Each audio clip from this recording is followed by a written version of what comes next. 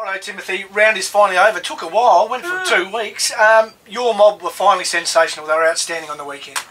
Yeah, I've got to say that you wanted to see the reward of the pre-season go into round one. And it was a bit of nervousness, I've got to say, prior to the game, that would that transfer.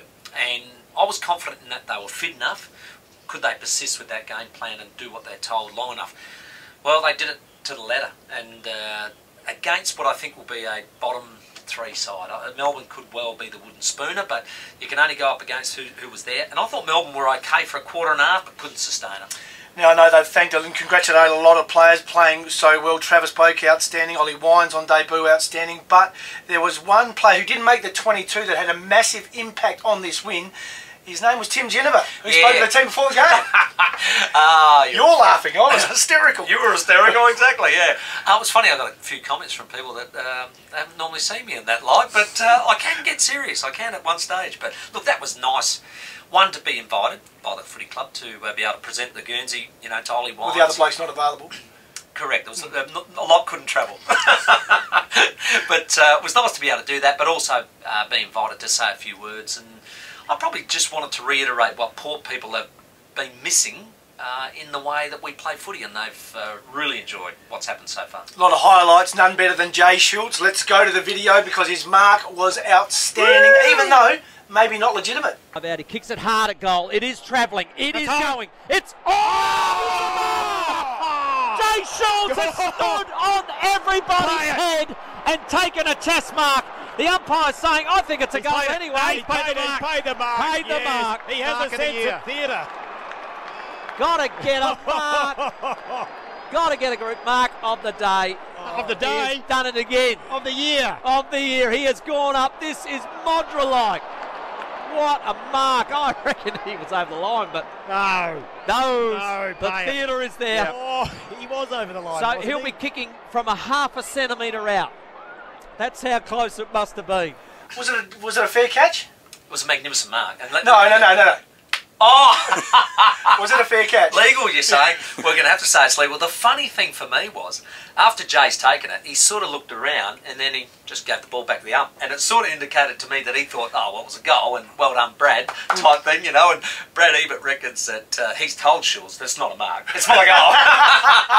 So I really like that as well. But look, a sensational catch, and it's on record now as a mark. What was the best part of the win for Port Adelaide? I mean, to get the win was outstanding, first under Kenny Hinkley. Was there something that impressed you? Probably first half, the courageous acts that were on display. Angus Monfrey's going back with, you know, the flight backwards, kept his head up, you know, got pole-axed. Ollie Wines doing it twice and laying a great tackle on David Roden, who dodges everybody, you know. And Jay Schultz, once again, running with the flight of it, you know. Just terrific courageous acts that were going on all day. But you know what probably the best thing was? Is they didn't go slack in the third quarter, last quarter. They won by 79 points. They added to their lead every quarter, and that's that ruthless behaviour that Ken Hinkley wants to come into their style. That's round one. What about round two? Giants, and it's a home game this week. What are you expecting?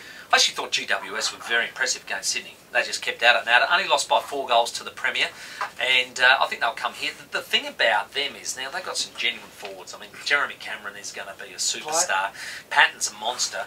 So Carlisle will probably come back in and take Patton. Yep. Therefore, it looks like Tringo might take Jeremy Cameron, but they've got to sort of get that structure right on those big forwards. They're a very good outfit. But I just... One bloke I haven't mentioned yet was the two ruckman, Lobie and Redden, did a great job. But Redden in particular is starting to look like Lade. He's starting to bring him back over his head. And, oh, yeah. Travis Boak was receiving a couple of beautiful ones lace out. So, yeah, that's impressive. And they can get on top there. That means clearances, your advantage straight up. As a Port Adelaide man, we'll just rip around the country now. As a Port Adelaide man, you'll be happy that you didn't hear much about the Crows this weekend. It was very quiet. But they get a massive game on Saturday. It's a double-header too this weekend. Crows first, Port second. And talk about a big game second round of the year. This is a monster for them. Well, yeah, I think they'd be happy that it's been quiet as well, because they needed that fortnight to get over it. But they'd be champing at the bit to get out and play again. I mean, how do you see going up to the Gabba? And Brisbane were flat in their first round, weren't they? And I think they had every right to be. I thought it was a massive win for them over the pre-season. So, yeah, expected them to have a bit of a lull. They'll be back up. I reckon they're a reasonable team. They're talking about playing finals. So for Brisbane, they're talking about playing finals. This is the game they have to win and need to win because you don't need to be zipped to. And for the Crows, genuine pressure on. Brad Crouch back in, Callanan probably, won't risk Brodie Smith. So got some changes to their team that are likely and some players that really need to improve. So danger game. You were concerned round one. You said they needed another week. Yep. They've had that week now. Yeah, I reckon they might need another one. I'm just not quite convinced yet because players are down on form. They need such a massive turnaround and it's a away game. I'm not convinced this week. I'd like to just see how the week rolls out. We saw Paddy Dangerfield on AA Brekkie this morning. Just a little apprehensive. Yeah. Day game, slip, slop, slap. Make sure you do that. Of course, with a nose like this, you've got to do it. Anything else in the round that impressed you before we go? We're running out of time. You've spoken for 5 minutes and 4 seconds. I have indeed. Anything else that impressed me? Geelong's effort to come back. Yep. 5 players out that would probably start in their 18. 5 goal down and probably could have been 10. Joel Selwood, an inspiration. Third quarter, outstanding. Best captain's game of the weekend. Even maybe just surpassing the great performance of Gary Ablett beating St Kilda nearly on his own. The Kings played well. The new sliding rule. Like it, don't like it, thought it got better in the second week? I actually think the umpires will get used to it. I think eventually they'll get used to it. I thought from the first 2 games of round 1 to the back 2 games, they started to get it right. It's very important coming from you. Did you have a good round yourself? I had a terrific round. Yeah. We've even had an Easter. I slipped an Easter in between. So yeah, and a couple of kilos too by the looks. It's goodbye from him and goodbye from me. 1-2.